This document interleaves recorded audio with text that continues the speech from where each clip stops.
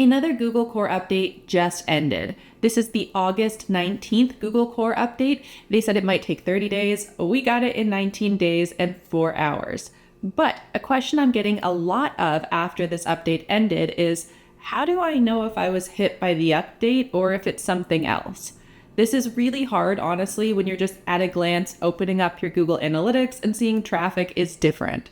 Unfortunately, they decided to end it on a holiday weekend, which historically has lower traffic for basically every niche. So it does make it challenging to say 100%, was I hit, was I not hit, unless you were like completely wiped out. So in this video, I'm going to walk you through how to identify if you were hit by an update or if it was seasonality or something else. We're also going to talk about how to actually analyze post by post. And at the end of the video, I'm going to give some tips on what I would do next. Now, before anyone gets their hopes up, this is not one of those videos that is like, here's how we're going to fix the update immediately. Like, that can't happen. These are not the types of updates where just adding some personal experience to a blog post is enough to undo what's happened. These are site-wide. They are going to take time for SEOs to analyze the patterns that we can find. But I will give you some advice that way you can take action sooner rather than later. And no, it's also not going to be abandon it all, run for the hills, like anything like that. I want to help you take ownership of your content as much as you can. So that's the entire goal of this. Okay, let's get right into how you're actually going to tell what the heck is happening with your analytics. So most people are starting in Google Analytics. On the screen right now is my master data studio. This is something I built for my SEO roadmap students who are now the profitable part-time blogger students. It basically synthesizes all the information from Google Analytics, and you can even see here it compares the last 30 days for me, so I can see if views are up or down. Now, at a glance, it might look like, number one, I have no traffic because I had a bad bot day on this site, where you can see it was like 13,000 views in a day, very clearly bots. But equally, I can't really get a sense of any of these posts that have more or less views than last month. I don't know why. And also, I can't even be sure that that is Google traffic. So where we want to actually start is in Google Search Console. Console just shows you your traffic from Google itself. So if you're looking to see if an update hit you, please go to Google Search Console. Leave Google Analytics alone. Honestly, it doesn't make much sense to look over there. Now in here, it typically defaults to only showing you your total clicks and your total impressions. I don't know why that's their setting. What we want to do is turn on your average position. CTR matters less to me at a glance. We can dive into that a little bit more with specific posts. So then I also want to tighten up this date. I want the last 28 days. You can do a month, doesn't really matter.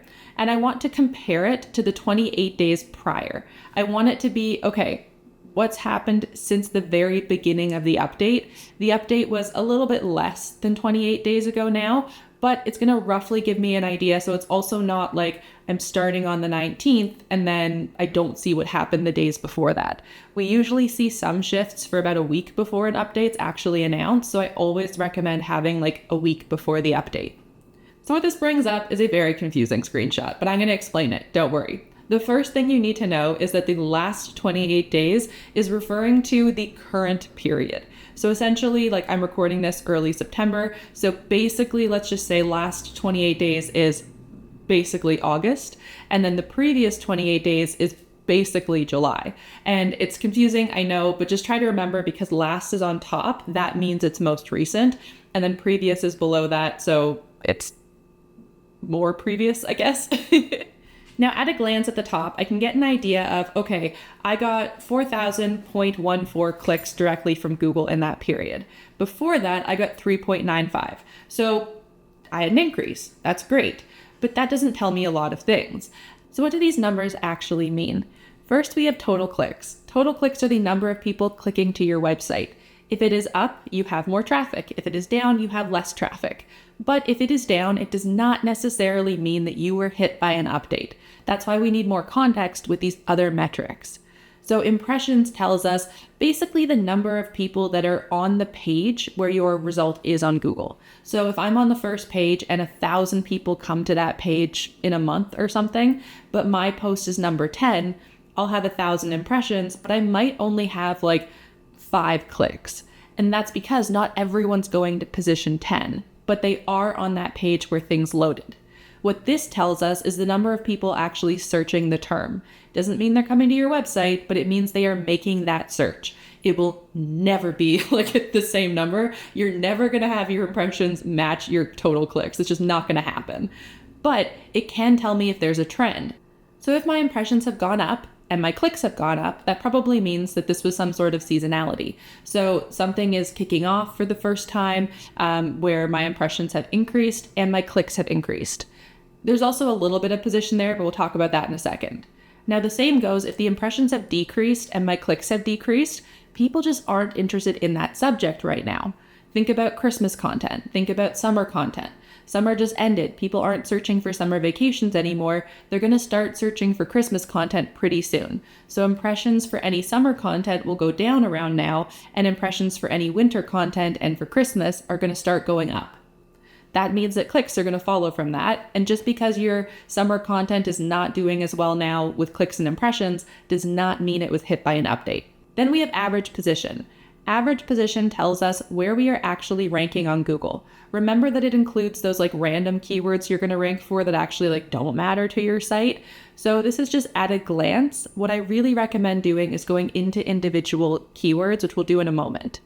So here what I can see is that overall my average position actually decreased. I went from 16.4 to 17.2.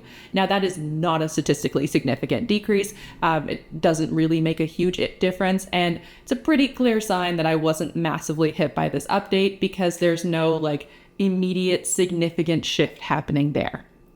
Now, some of you might be thinking, Nina, if you just looked at this graph, of course you weren't hit by the update.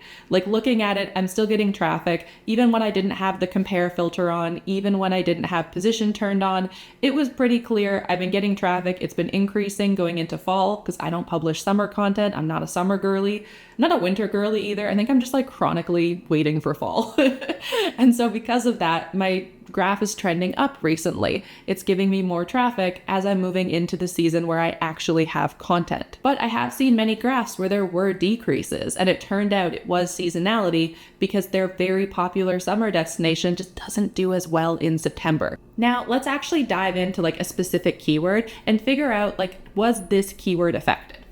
So when we scroll down, what we can see here is that we have all of our queries on the side. Then we have the clicks. Remember, last is the most recent, previous is before that. So I can see that my drive-in theater post, which does really well on this site for some reason, has lost about 80, I'd say about half of its clicks. And so I could panic about that. I could be like, oh my God, oh no, like it's losing things. That means it's been hit by an update, or it means that I've lost a position. It could be bad for me. But when I go over and look at the impressions, I see that the impressions have decreased as well. Logically, I also know that drive-ins in Canada are very much a summer thing. If you go to a drive-in in a winter in Canada, you're probably out of your mind and you're going to freeze. Then I can also see actually what's happened is my position has minorly gone up. My average position has gone up by 0.2. This is super confusing. Position difference when it's negative is a good thing. You don't want a positive position difference. It's weird. And so what I can see here is that even though that post has lost some clicks, it is not because I lost rankings. It is because I actually just have a seasonal keyword. But let's say this keyword was hit by an update. Let's say I did lose rankings. Let's say it might not even be an update. Maybe I just lost rankings. What do I do next? The next thing I do is panic for about 5 minutes. Give yourself a bit of time to be emotional. That's okay. We're human. This is your business. This is your livelihood for many of us. It's okay to get nervous. It's okay to get upset for a second. Then we want to take action. Then we need to do some competitive analysis. You want to see who's outranking you for those keywords, and then you want to deep dive into that website to figure out why it might be. Most keywords do not exist in a vacuum. People often think they do, and that if they just look at the competitor, look at that individual post, that's enough to tell you why they're ranking. It's not. Because number one, no post exists in a vacuum. It's a part of an entire blog. And just like building a house, there are multiple bricks to support that wall. It's not just one brick equals a wall. If that was the case, you'd have a really crappy house. Like the 3 little pigs would laugh at you for your house. So what we want to do is actually look at all of their posts. I want to see what they're ranking for on this entire subject. I want to see how many posts they have on the topic. I want to yes, look at the individual post, but I want to see the entire family that it's a part of. It's kind of like, when you meet a friend's parents and you're like, oh, that's why you're the way you are. It's like that, but with the website. So the things that I recommend looking at are, number 1, the number of posts they have on the topic. Then we want to also look at how they're internal linked and how they're set up together. There is a free way to do this to some extent. I wouldn't recommend going super in-depth on every internal link they've ever had. What I recommend doing is picking some of those posts from that topic cluster or even silo, and then using the Ahrefs Chrome extension. I have another video of that on my channel, and you're going to be able to figure out how you can see all of the internal links that they have. To some extent, backlinks may play a role. I'm finding they're playing less of a role than they used to, and more so it's the kind of type of backlinks that are affecting it a bit more. So just having sheer quantity has not been very successful since September. It's definitely more about quality. So you can look at their backlink profile. And again, I would do this both at the post level and then more site-wide to see how it's working throughout their site. Because remember, with internal linking, you can spread that backlink juice throughout a site very easily. And then take all of this information together. It does take time. It is not going to be an easy process, unfortunately, and really deep dive into analyzing what you can do to improve. And none of this is to dismiss the fact that some people have amazing content. It is truly better than the other stuff in the top 10, and you just got wiped out. And it freaking sucks. I am not discounting that. I'm just trying to help people as best they can to take some ownership of what they can do to fix it.